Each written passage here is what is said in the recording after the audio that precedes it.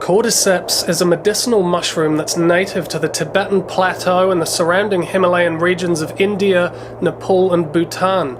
And it's a parasitic fungus that's really unlike other mushrooms because it infects and completely takes over the brain and the central nervous system of living insects. There are many different species of Cordyceps, and each one targets a specific insect as a host organism. But the species of Cordyceps that's been most widely used in traditional Eastern medicine systems is Cordyceps sinensis, which parasitizes the larvae of ghost moths, which is why it's known as the caterpillar fungus. And the Tibetan name for it is Yartsa gunbu, which literally translates as summer grass, winter worm. It preys upon larvae that are hibernating just below soil level, and the fungal mycelium takes control of the central nervous system of the larva and immediately repositions the body so that the head is actually facing towards the soil surface. And this means that when the reproductive fruiting body of the mushroom is produced, it can penetrate the soil and extend upwards into the air above, releasing all of its spores that are going to be carried and dispersed very far and wide by alpine winds. So this is absolutely amazing because a mushroom is taking over the consciousness of an invertebrate animal and controlling it in a way that ensures the maximum propagation of its own fungal genetic lineage. In Tibetan medicine, Cordyceps is used for people with kidney and heart weakness, as a respiratory tonic, and to enhance fertility. Now, in traditional Chinese medicine, Cordyceps is known for its ability to regenerate both the yin and yang aspects of our primordial essence, our Jing. Now, Jing represents our core vitality, our youthfulness, our general resilience and our ability to heal. So if we have strong Jing, we're going to do all right, we're going to be more fertile and we're going to be able to produce much stronger offspring. So Cordyceps has been traditionally used to really help people recover from stress and overexertion and to just increase fertility and libido. Cordyceps is also regarded as a tonic for the subtle energies that travel throughout the vast meridian system of the body, and as a result it can improve digestion, it can strengthen immunity, and it can increase lung capacity by dilating the bronchi and the alveoli in the lungs, and consequently it can enhance oxygen absorption and utilization on a cellular level.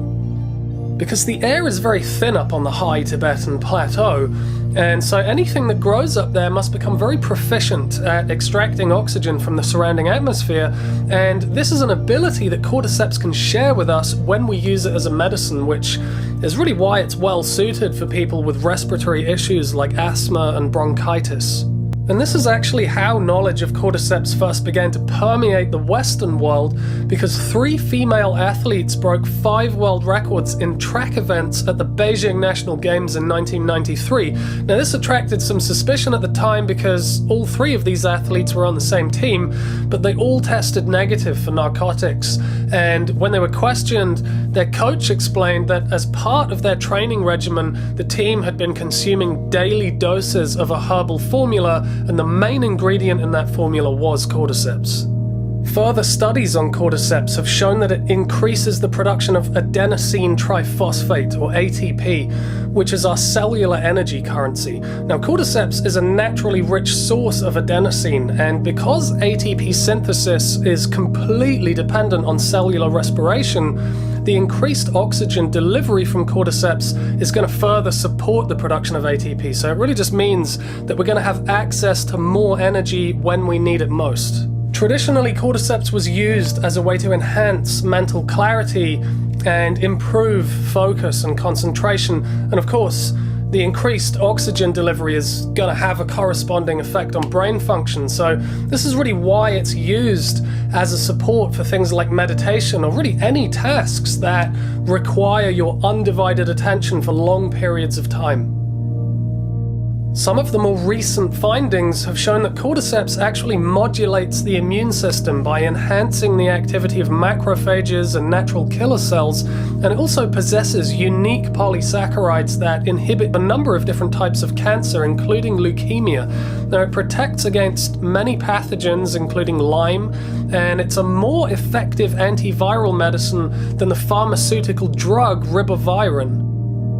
It regulates blood sugar, inhibits cholesterol buildup within the cardiovascular system, and because it's an adaptogen, it can dilate the blood vessels even when we're under a lot of stress. So it's really helping us to cope and just avoid unnecessary fight or flight responses, which in turn is going to protect the integrity of the adrenals and the central nervous system.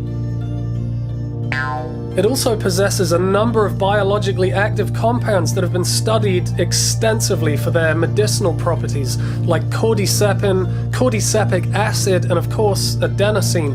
Now, cordycepin is broadly regarded as the primary active constituent in this mushroom because it's been studied the most and it possesses such a broad spectrum of potential health benefits. But it has to be said, when we isolate cordycepin, it has proven to be generally less effective than consuming the whole fungus and, the multitude of other compounds and nutrients that are in the whole fungus. So this really suggests that there is definitely some kind of synergistic activity between all the various constituents within Cordyceps. So, nature generally knows best. And when we isolate something and we take it out of context, it isn't always gonna behave the same way. Now, popularity in Cordyceps has literally exploded throughout the last few decades, and it's now become the most expensive natural medicine on this planet. And, it fetches like tens of thousands of US dollars per kilo, which is absolutely mental. So, wild Cordyceps is now just completely unaffordable to almost everybody. But not only that, because it fetches such a hefty price, there's a lot of illegal poaching going on, and it's reached a point now where, it's basically endangered within its own native ecosystem. So this is really why cultivating high-quality Cordyceps is so important, and fortunately it is now possible to grow Cordyceps that mirrors a very similar chemical profile to the wild variety, and it's presenting, the same high potency and the same assortment of health benefits, but it's at a fraction of the cost, and it's not compromising the biodiversity of the Himalayas at all. So the wild species of Cordyceps sinensis has been cloned and it's been used in the industrial cultivation of Cordyceps mycelium. Now currently it's not that easy to consistently yield fruiting bodies from this mycelium, so another chemically very similar species called Cordyceps militaris is used for fruiting body cultivation. And this is really important because traditionally the whole fungus was used for medicine, both the mycelium and the reproductive fruiting body. Now, although these two species are pharmacologically very similar, they're not really interchangeable because they do contain varying amounts of certain bioactive compounds, and so the potency does vary a bit between them. For example, they both exhibit different antioxidant activity. Now, Cordyceps sinensis mycelium is better at inhibiting protein oxidation, whereas the Cordyceps militaris fruiting body has a stronger effect on inhibiting lipid oxidation. Now, Cordyceps militaris also contains a higher percentage of the active compounds cordycepin and adenosine, but then Cordyceps sinensis has shown to be more active in reducing elevated cholesterol. So both species and both parts of this mushroom share many of the same medicinal compounds and, the respective health benefits that come with that, but in different quantities and, different potencies. So I think it makes far more sense to follow the lead of indigenous medical traditions that have been working with Cordyceps for so long and use the whole mushroom, use the whole mushroom, mycelium and fruiting body combined. And since cultivation of Cordyceps is the sane and logical way forwards, we should be, I think, combining Cordyceps militaris and Cordyceps sinensis together for optimal benefit. Now, Cordyceps sinensis mycelium When it's cultivated via liquid fermentation, it yields the best quality product that is generally free from contaminants, it's free from excipients, and it's high in potency. And Cordyceps militaris, the fruiting body, that can be grown either as a vegan product or it can be grown to mimic the way that it grows in the wild using insect larvae. So this is what's going to produce a mushroom product containing B12, whereas the vegan method isn't going to have that. So the good news is, now that we can cultivate high-grade, full-spectrum cordyceps, it's possible for us to harness the full benefit of it through completely sustainable and affordable means.